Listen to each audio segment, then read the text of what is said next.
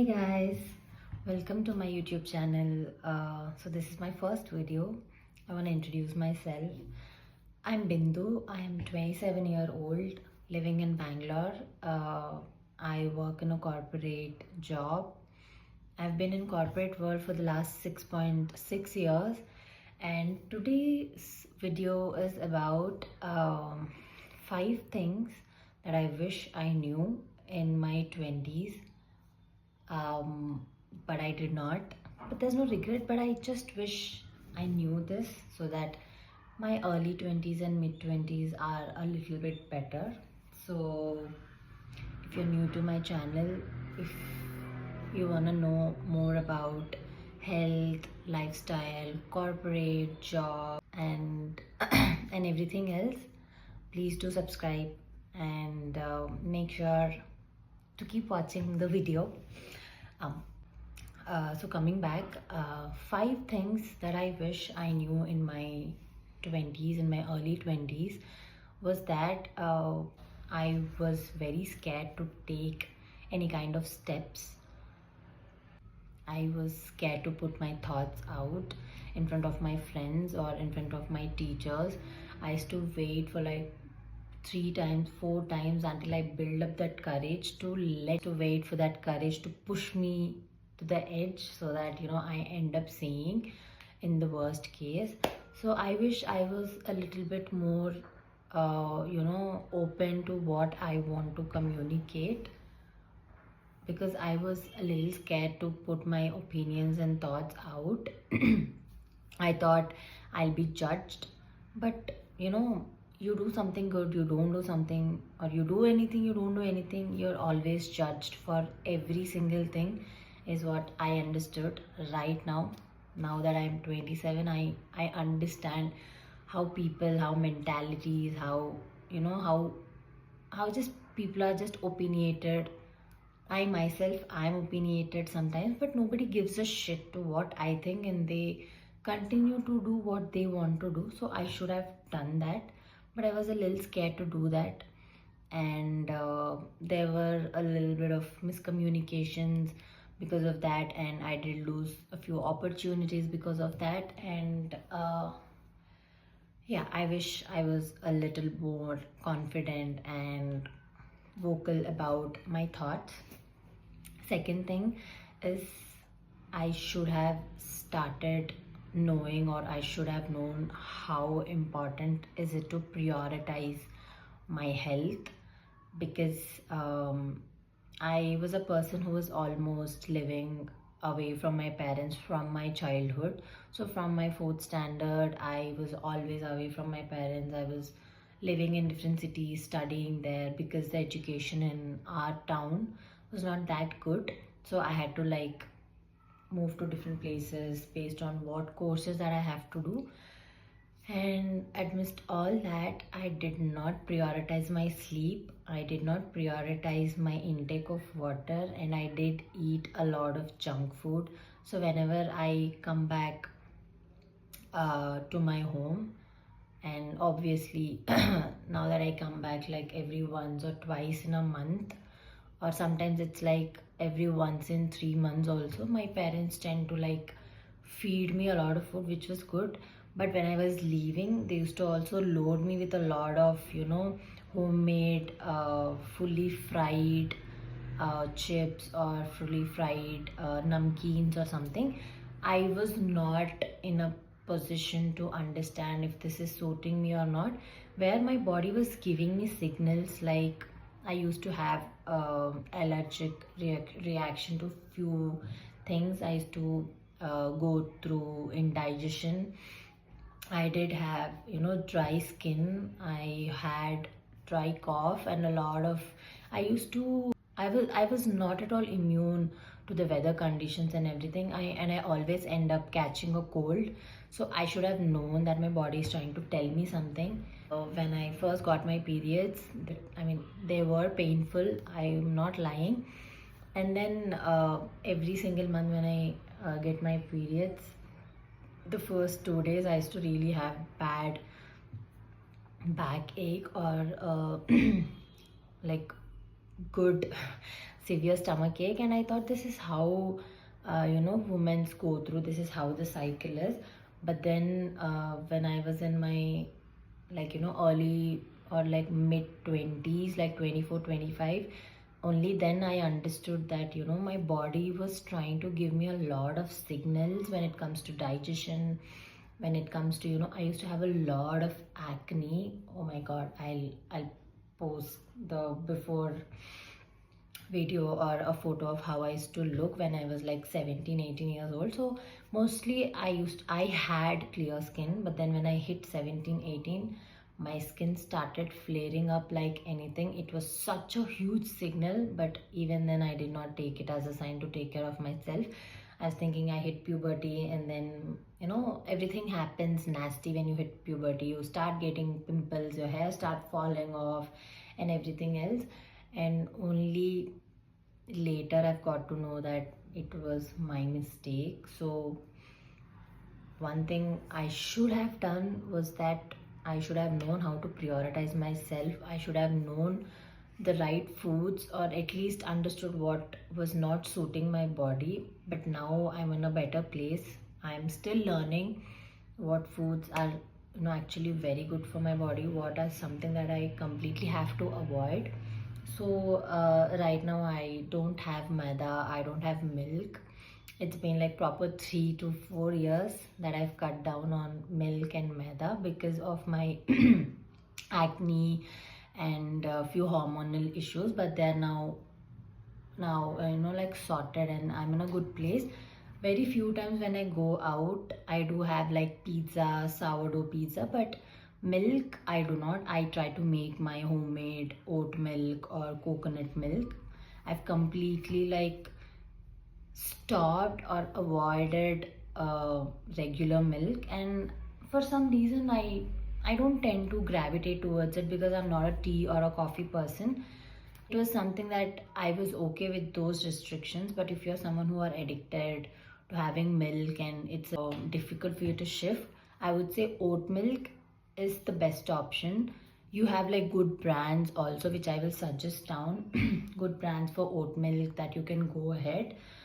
Or you can also make coconut milk at home, which is just cutting the coconut into pieces, pouring some water and coconut chunks into the grinder, and then getting it mixed properly, and then you just have to strain it in a muslin cloth, and you get the coconut milk, which you can store it in fridge for 3 days. But after 3 days it tends to go bad.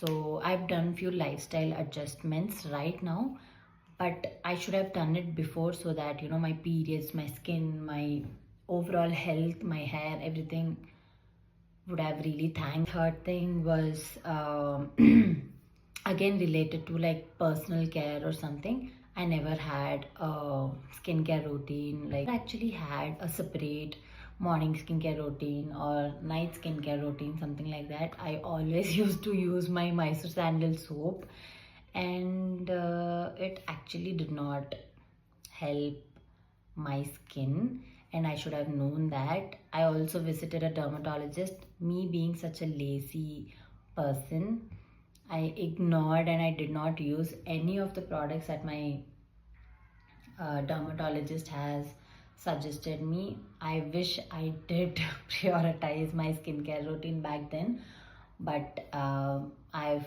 consulted a skincare consultant, and if you're interested, I'll put her details and everything down in the description section. You can like check her out. She's very good at what she does.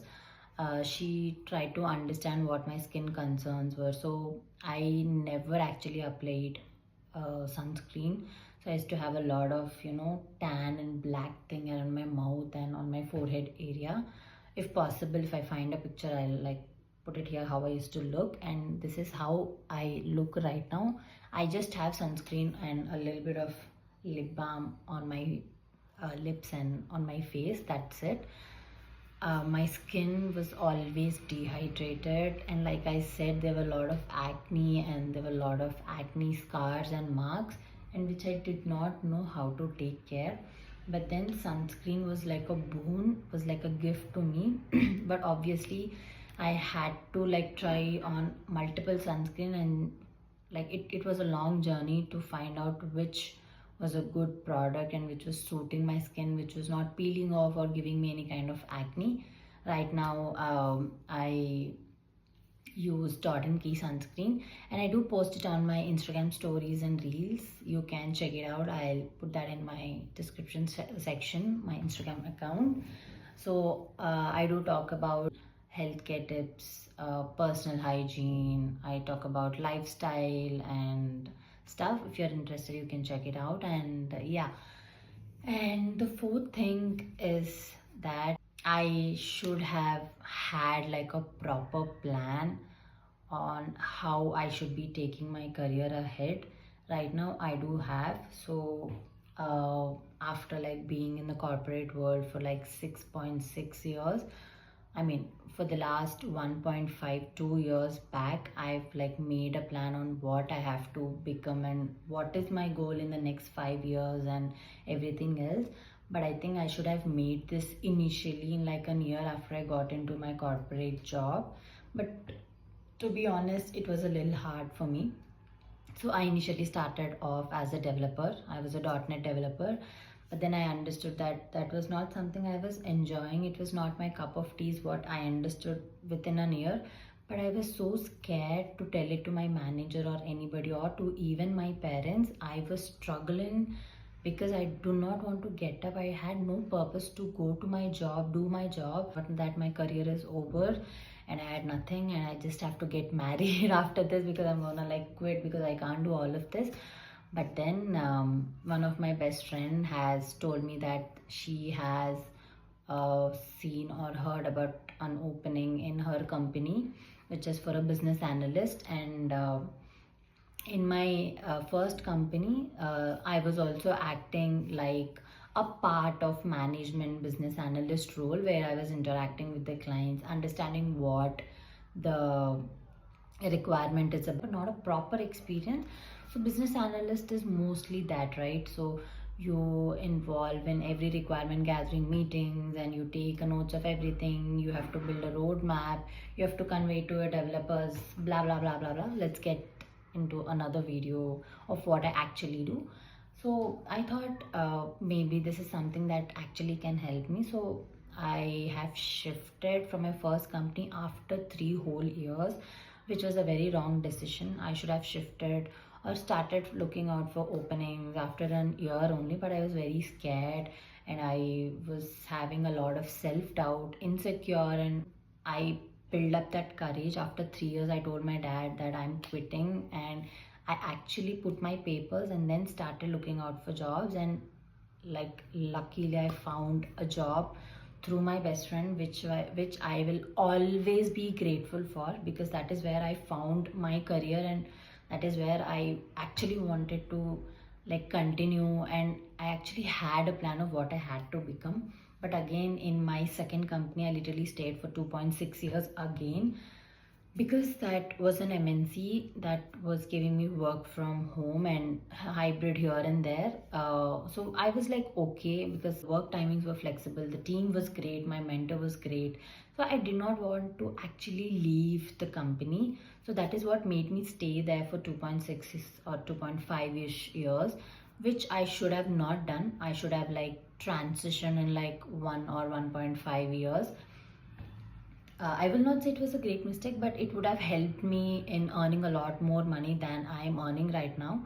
And then I've shifted to my third company after like 2.5 years. And so my fifth point is that this is like in general what I've heard with my friends and like what I've experienced and everything. We tend to like rush into relationships or like rush into people that we like and like make a roadmap or a plan which we don't even tend to make it for our future or career goals into like in our professional lives. We we women are very emotionally driven and we like make a decision just like that, and we try to stick to it how hard the situation or the relationship is with the other person, and we wait until it gets like super toxic that we cannot even breathe and somehow we break the barriers. Then I would say it was really bad for all the women who have done that. I know how it feels, I know how it is to be in that situation, but if it was me, I would have taken a decision in like an year, or I wish I would have taken a decision in like an year instead of dragging it for so long, which drained me emotionally, mentally, professionally, and everything. So I would say give yourself that time, give yourself the amount of love that you're expecting from anybody, because I feel if you love yourself, then you will slowly start to respect yourself. And then when you love and respect yourself, you will do anything for yourself. You will not let anybody hurt you. You will not wait until you feel suffocated or choked. You know what your boundaries are, you know how to be with your friends, you know how to be with your partner, you know what kind of friends and relationships you want, instead of actually being stuck in something that you have subconsciously decided. So to all the women, or to even myself, if I had like a chance to go back in my past, I would have drawn a very clear boundary, and I would have made a better decision for myself. I'm glad that all the learnings have made me the person that I am today, but I would have not trained myself that much for that long. I would have come out and then started working on myself, started prioritizing myself and everything else, which did take a lot of time. So that time I would have minimized.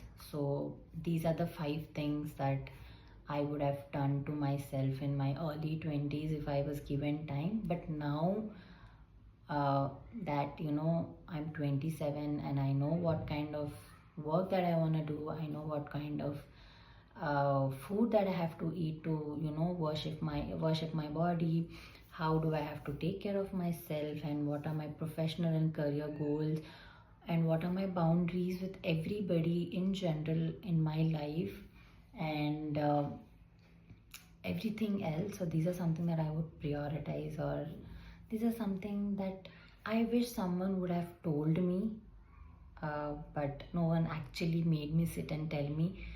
But I really want to be your friend, sister, or anyone here, and tell you that your life is going to be so freaking amazing.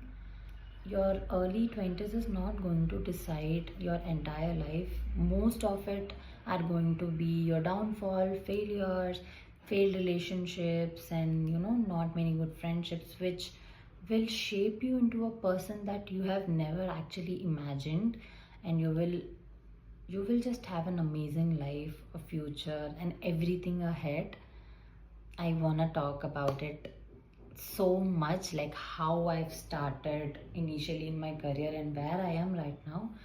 But I want to do a separate video on that. For now, this is all that I want to say, and hope you guys enjoyed my video and have a great day. Make sure to like, comment any of your suggestions or anything that you want to share. What did you go through in your early 20s, or if you're in your 20s, did this video be helpful, in the comment section. And please make sure to subscribe. I'll come up with a new video very soon. Bye.